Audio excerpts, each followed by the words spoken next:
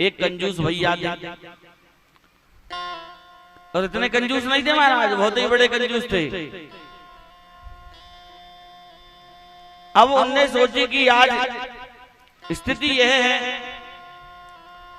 उनकी पत्नी जब देखो तब एक ही बात कहे, महाराज जाओ गंगा स्नान करके आ जाओ, गंगा स्नान करने के लिए चले जाओ। लेकिन श्रीमान जी गंगा जी जाने के लिए तैयार नहीं होते। एक दिन उनकी पत्नी ने कही आज पूर्णिमा है, अरे आज तो चले जाओ गंगा जी स्नान करके आ जाओ।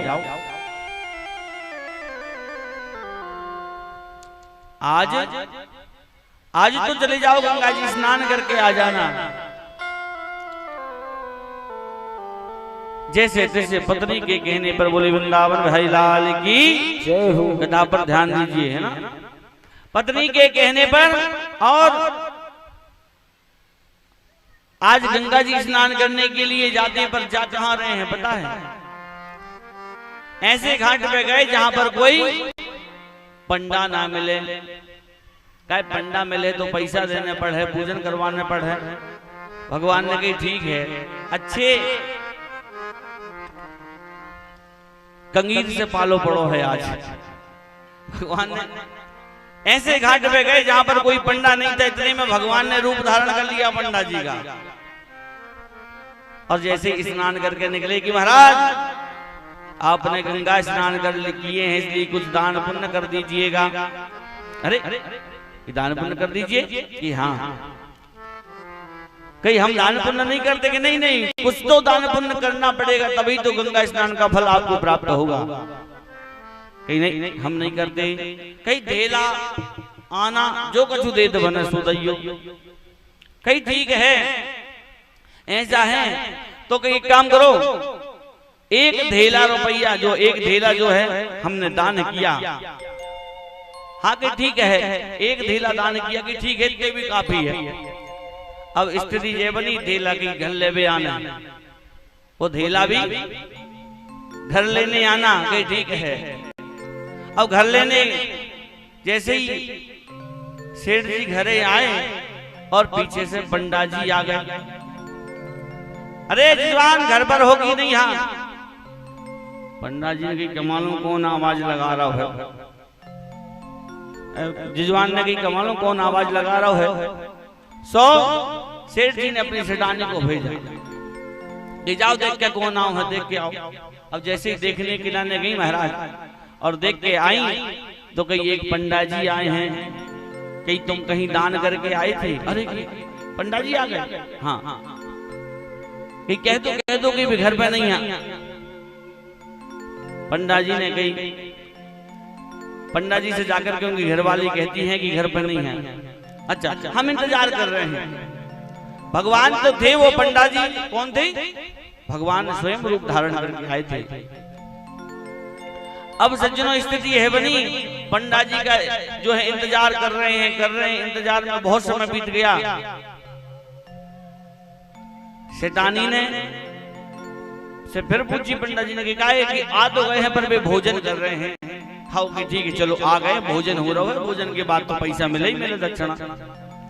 इतने में थोड़ी देर और भाई फिर वो पूछा ब्राह्मण देवता ने पंडा जी ने कहा सेठ जी, तो उनने पूछा कि अब बताओ अब क्या करें?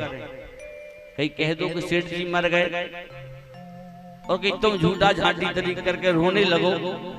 हाँ ठीक है। अब महाराज उनने तो जाके कह दी पंडा जी से कि सेठ जी तो मर गए, रोने लगी। अब सेठ जी के पास एक कला थी कि सांस रोक कर जानते थे।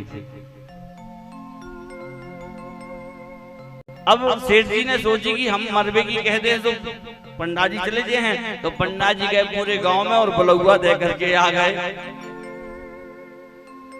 कि भैया सेठ जी मर गए, उनका कोई आगे पीछे है नहीं है, गांव ही वालों हैं, अंतिम संस्कार करने हैं, इसलिए गांव वाले इकट्ठे हो गए। सेठ जी लेकिन सांस नहीं ले रहे, सांस रोक रखे हैं। गांव वाले इकट्ठे हो गए, लाने ले जाने की तैयारी कर रहे। पत्नी कह रही उनकी कि अब तो बोल जाओ, अब तो तुम्हारी तैयारी हो लगी ले जाने की। सेठ जी फिर भी नहीं बोले। गांव वाले कहने लगे तो कितना अच्छा व्यक्ति था, ना किसी से बुरा कहता था, ना किसी से अच्छा कहता था, बहुत अच्छे व्यक्ति सेठ जी थे। अब सेठानी को दिमाग खराब हो गई, अब तो जिन्हें जलावे के लाने ले जा रहे हैं। तो सेठानी कह रही बे मरे नहीं यहाँ, सेठानी कह रही बे मरे नहीं यहाँ। पंडा जी कह रहे देखो सेठानी कितना प्रेम करती थी अपने पति से, पागल हो गई प्रेम में उनके मरने के दुख में, कह रही मरे नहीं यहाँ। तो भगवान तो सब कुछ जानने वाले थे भैया। सेठ जी ने अपनी श्वास फिर भी नहीं छोड़ी, रोके रहे, अर्थी पे रखा बांध बूंद के और मरघटा पे ले गए। अर्थी चिता बनाई, चिता पर रखा। भगवान कह रहे हैं, अब वो पंडा जी के रूप में भगवान थे। जैसी आंखें घुमा कर देखी कि अब तो हम जाने वाले हैं, तो भगवान ने कही सेठ जी अब तो जग जाओ। फिर नहीं बोले, अरे कि जग जाओ, हम पंडा मंडा नहीं है, हम भगवान हैं। सेठ जी ने कही तब भी बिल्कुल कोई उनके ऊपर से एक्टिविटी नहीं की उन्होंने। भगवान कहने लगे बड़ा कंजूस सेठ है यार। भगवान ने आराम से कह दे कि सुनो अब जग जाओ। कहीं एक ही बात पर जगूंगा। सेठ कहने लगा कि क्या, कहीं तुम जब तक वो धेला रुपया दान का छोड़ नहीं रहे नहीं तब तक मैं जगने वाला नहीं हूं। भगवान ने कही यार तू कंजूस नहीं हो, तुम महाकंजूस है, चल तेरा धेला छोड़ दिया। तो ऐसी कंजूसी है।